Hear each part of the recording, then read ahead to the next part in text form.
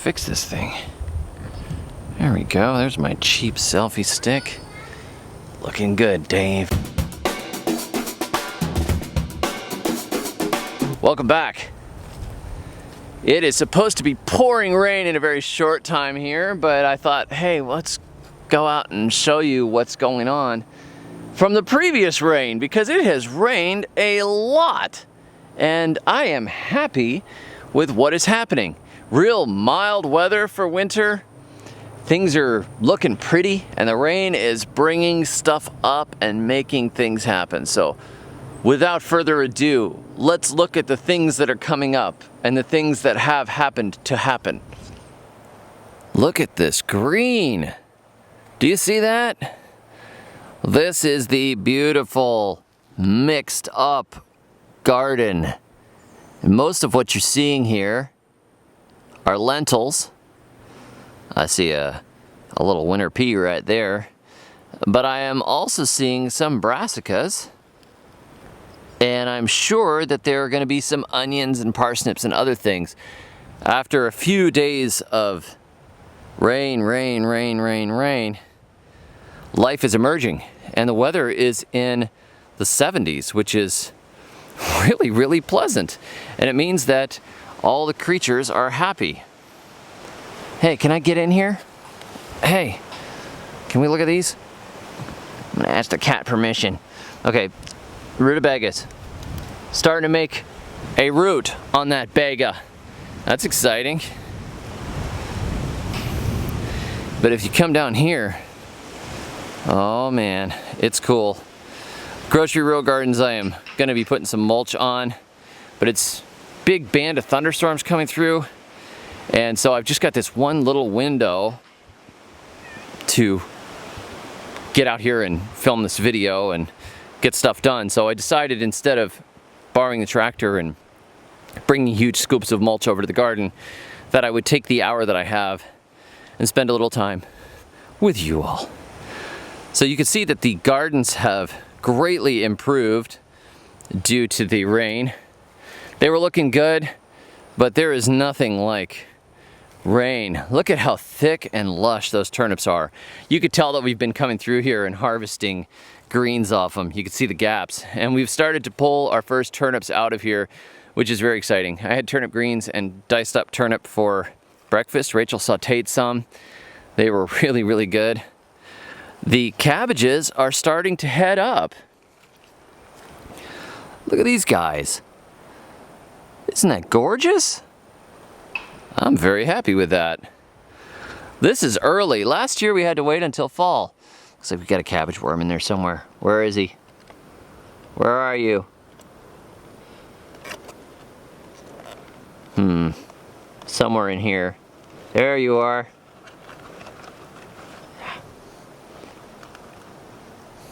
That right there. That's the worst pest of cabbages. So what do?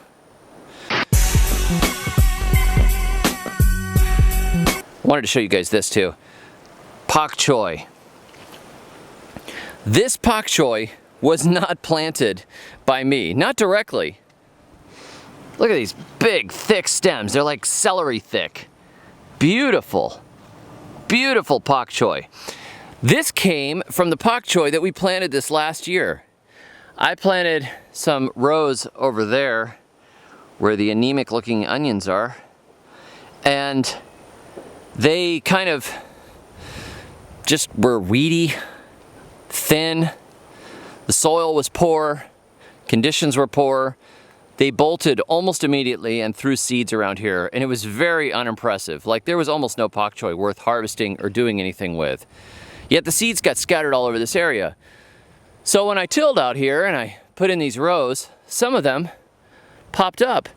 And some of them actually popped up in the rows or close to it. Here are two. I only planted one variety of pak choi this last year.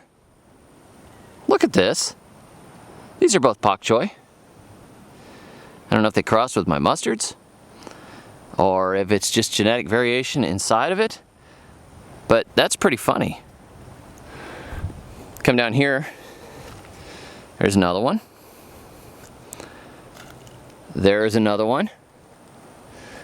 And the one we had for breakfast today, not the cat, this one we had for breakfast today, I took a bunch of pieces off here. This is beautiful. Look at these deep green leaves. So, you know, there's this guy named Joseph Lofthouse who I discovered recently. I'm buying his book. It's supposed to be coming in the mail eventually. He does this thing called landrace gardening where he just lets seeds seed themselves and come up and selects what he likes. And I thought, well, you know what? I'll just let these pak choi go. They're better than the first generation. I didn't save seeds from the first generation on purpose because they were horrible and pathetic. But these planted themselves and are much happier. So, hey, we just go with it. Broccoli are looking good. They look a little thin for me. I don't know why they're so thin, but they are making little broccoli heads in there, some of them. I'm hoping that we get big heads and they don't just make a little skinny head and go to seed. It actually has been a little bit warm. I'd like to see them broader than this before they start putting heads out, but we'll see. I don't remember which variety of broccoli I got this time. It was whatever they had at the seed store, I think. The beets are looking really good. The best beets that we had before here, we grew in Tennessee, and I think these are coming up to that level of quality. We are getting some roots starting to form here. And I like pickled beets. I don't know about you guys, but pickled beets are delicious. So brine fermented, which reminds me, these daikons over here, I keep telling y'all about the daikons and how Rachel ferments them. You know, we don't really get that many views on our cooking videos and preparation videos, but enough of you have asked that I will try to see if I can film Rachel taking some of these guys and fermenting them, because the fermented daikons in cubes, they are not spicy and bitter. They are delicious, tart, pickly, and of course they're really, really good for you when they're pickled. So I'm gonna see if I can film a little video for you guys on that. Let's go take a look at the food plots, because those are coming up too. A few people have asked me, how many acres of land do you guys live on? The answer is there are 30 acres here. But there's a caveat with that. A lot of them are not cleared. A lot of them are woods. We have a lot of these scrubby woods filled with yaupon hollies, scrub oaks, some pines, some gallberry, and some wild blueberries and sparkleberries. And those are pretty much the dominant species, with the occasional persimmon that isn't fruiting, the occasional black cherry, the occasional magnolia, and the occasional hickory. But it's mostly scrub oaks and some pines and a decent amount of sparkleberries and yaupon hollies with a few bays and other stuff. It's a kind of an acid climate or acid soil ecosystem, and we do get some good rainfall, but we have very leached soil. So the areas that are open are terrible soil, and the areas that are wooded do not have the most useful trees. So, you know, when people say, how many acres does it take to feed yourself, or how many square feet, it really depends on what you're dealing with.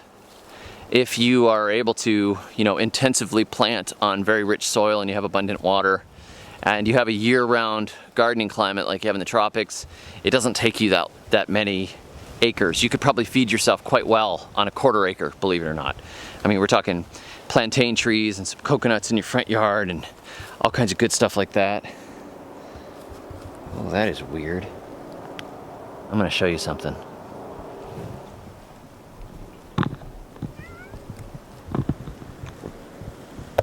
We get lots of bizarre fungi here. That is just weird. I get distracted by fungus. I need a shirt that says that. Distracted easily by fungi. Yeah, that's like the sort of thing. That's the sort of thing chicks dig. They see you with a shirt. Distracted easily by fungus. Okay, I'm gonna be distracted easily by this martini. Here's the food plot as we come out of the woods. Over there is the trash plot where we dumped the garbage that was laying around this land when we got on it. We just shoved it over there because, well, whatever, it's the country. But here is the plot we were working on. Here is the plot of turnips. And you can see both of them look pretty anemic and kind of sad. This is not great. And the chemical fertilizer that I threw in is just kind of passed through rapidly. There's not much life in here. We're working on it. Ideally, we could like mob graze some animals or chickens through here or something like that, but maybe in the future. So that's pretty much it for today. The rain has ended this little vlog through the garden, but I'm glad to have the rain. I'm glad to be able to spend a few minutes with you guys. Thanks for watching. Anybody who wants to learn more about the grocery row gardening system that I've been developing, I will put a link below this video. You can check it out, Grocery Row Gardening. And don't forget that the second installment of the Jack Broccoli series, Garden Heat, is now out in paperback. And it looks beautiful. And right now there is a typo on the back. So it is a collectible edition. We're replacing the typo version. There was just an issue with the graphic design. So the typo in the back is going to disappear. But for right now it says Planet Syst with an STT on the back. That shouldn't exist. And so grab it now before it disappears forever. Enjoy this amazing offer. And until next time, may your thumbs always be green.